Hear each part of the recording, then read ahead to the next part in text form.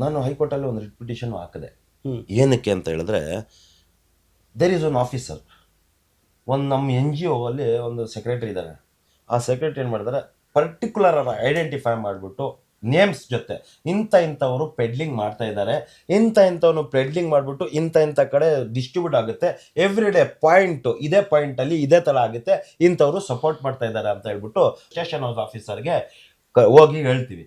ಅದಕ್ಕೆ ಹೇಳೋದಕ್ಕೆ station house officer ಅಷ್ಟೇ, ಇವಾಗ ಏನು ಮಾಡ್ಕೊಂತೀಯ ಕಿತ್ಕೊ ಹೋಗು ಅಂತ ಹೇಳ್ಬಿಟ್ಟು, ದಟ್ ಈಸ್ ರೆಕಾರ್ಡೆಡ್, ಏನು ಆಯ್ಕೆ ಮಾಡ್ಕೊ ಹೋಗು ಅಂತ ಹೇಳ್ಬಿಟ್ಟು, ದಟ್ ವಾಸ್ ಚಾಲೆಂಜ್, ಮಾಡ್ತೀನಿ ಅಂತ ಹೇಳ್ಬಿಟ್ಟು. ಅವ್ರು ಏನ್ ಮಾಡ್ತಾರೆ, ಅಷ್ಟಕ್ಕೆ ಹೇಳವಿರಲ್ಲ, ಯಾವ ಪೆಡ್ಲರ್ಗೆ ಹಿಡಿತಾರೆ, ನಿನ್ನ ಹೆಸರು ಹೇಳಿದಾನೆ ಅಂತ ಹೇಳ್ಬಿಟ್ಟು ರೆಕಾರ್ಡಿಂಗ್ ಐತೆ ನನ್ನ ಹತ್ರ. ಪೊಲೀಸ್ನವ್ರೇ ಫೋನ್ ಮಾಡ್ಬಿಟ್ಟು ಪೆಡ್ಲರ್ ಕಡೆಯಿಂದ, ಪೊಲೀಸ್ ಫೋನ್ ಇಂದ ಪೆಡ್ಲರು ಆವಾಜ್ ಆಗ್ತಾರೆ, ನಿನ್ಗೆ ಎತ್ಬಿಡ್ತೀನಿ ನಾಳೆ, ನೀನು ಏನ್ ಮಾಡ್ಕೊಂತೀಯ ಏನ್ ಮಾಡ್ತೀಯ ಅಂತ.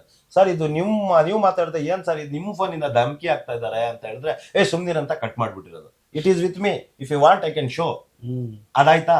ಅದಾದ್ಮೇಲೆ ಒಂದು ವಾರ 15 ದಿನ ಆದ್ಮೇಲೆ ಆ ಪೆಡ್ಲರ್ಗಳು ಲಾಂಗ್ಗಳು ಡೆಡ್ಲಿ ವೆಪನ್ಸ್ ತಗೊಂಡ್ಬಂದ್ಬಿಟ್ಟು ಮನೆ ಹತ್ರ ಕ್ಯಾಮ್ರಾ ಅಲ್ಲಿ ಕ್ಯಾಪ್ಚರ್ ಆಗಿದೆ. ಅದು ಗಾಡಿಗಳಿಗೆಲ್ಲ ಹೊಡೆದಿ ಪಡೆದಿ ಏನೇನೋ ಮಾಡಿರೋದು.